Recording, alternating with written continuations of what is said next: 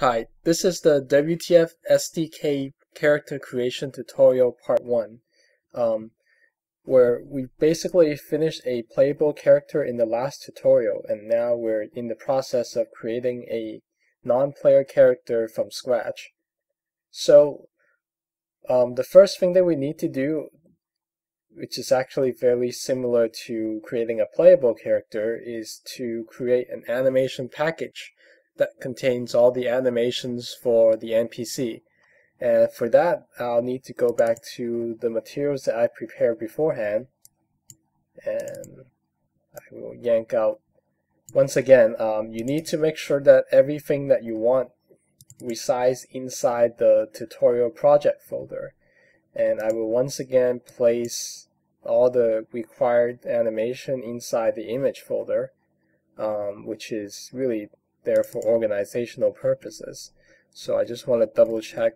Yes, these are all the animations that I wanted, and I'm going to make a copy, send it over to the tutorial project folder. So that's there. And once again, once it's there, you don't want to move it once it's been imported, because all the animations are dependent on the relative location of the image relative to the position of the project folder. So I'll very quickly run through the creation process for the character animation. There's actually quite a bit of overlap between this and the player animation, so I'm not going to go over things that I've already gone over in the previous tutorial. However, I will try to highlight the differences. So first of all, obviously I need to give this a name, much like my known player. So this is going to be the merchant NPC. Once again, I'm going to bring in content from my image folder. So I'm going to go into my tutorial projects. So these are all the ones that I just brought in from my prepared samples. And I'm going to dump those all into the content manager. And I'm also going to make sure that all the images are in the right order. So that looks correct to me, so I'm going to let it import all the package images. Just going to run a quick check of all the animations. Very good.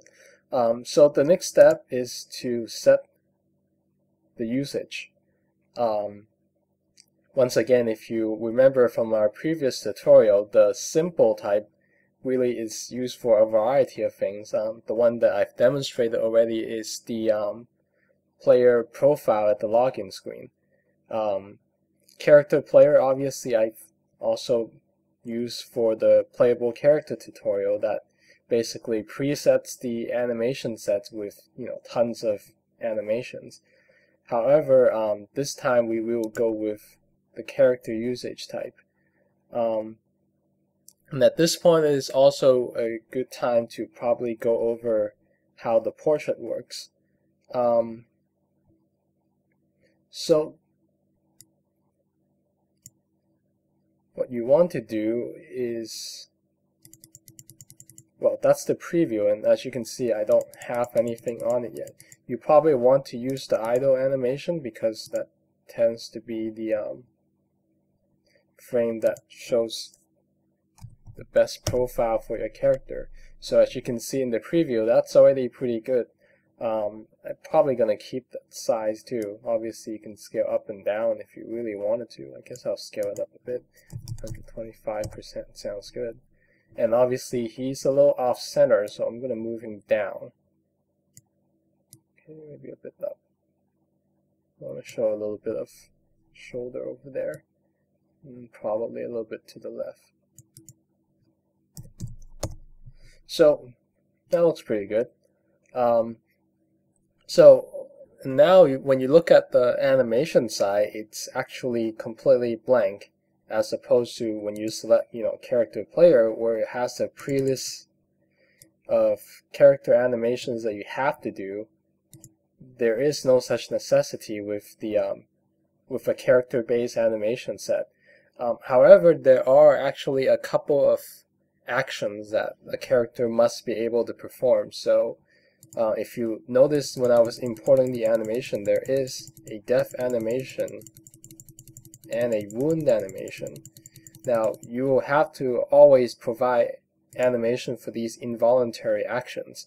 Basically, it's because the characters don't really have a choice whether these are possible, because it's usually another player character or another NPC who ends up wounding this NPC, so it has to be prepared for it. Also basically having animations in case these things happen. Other than that, it's pretty much free for all. I mean, characters may have anything from all kinds of weird animations to just nothing at all, and just kind of stand there. And so for the most basic of characters, I've decided to just let's do the ones that are necessary, which would be wound and death. And also notice that some of the words are changed as I type in. So some of the text in the editor are known as identifiers, and identifiers have very specific naming rules to them. And if you type in an illegal character, it will automatically get eliminated from the text when the entry is accepted. However, basically stick with lowercase and stick with just English characters. So I would like to walk and idle. So those are the 4 animations that I need. I'm just gonna quickly do them because there really isn't any need to go over this again. So same as before. 33, I believe this one goes all the way to the end. So that's 33 to 39. Def is the first animation that got imported, and it goes to frame number 12. So that would be 0 to 12. So the walk animation starts from here. So I believe, judging from how the other animations are arranged, starts from frame 21 to probably frame 32. And just in case, that actually does look kind of wrong.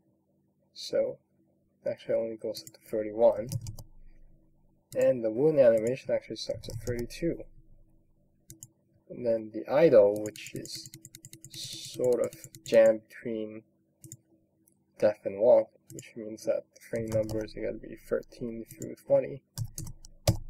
And I'm just going to quickly check. That's the idle, that's the walk, that's the death, and that's the wound. So that's pretty much done. I am going to hit save, obviously, and with the time remaining, it's probably best if we shuffle the character creation process to the next part of this tutorial. So I might spend the remaining time making some minor adjustment to make sure that actually these are pretty good. Like, no, that death animation could use some work. So I am going to shift this thing forward. So if you remember from the previous tutorial, you can adjust the position of these images. What I have not told you is that there is a way to apply this same properties to multiple frames of the animation sequence by holding down Control, in which case the copy icon will light up, and then you basically just click a different frame where you want this property to be copied. Or I can even just hit play and have it copy throughout all the frames that are being played. And as you can see, all the images of the animation is being adjusted forward. So now I release my control key to make sure that the properties don't get copied, because I'm going to go and take a look at the other animations. and they all look good. So, guess I'll see you in the next tutorial.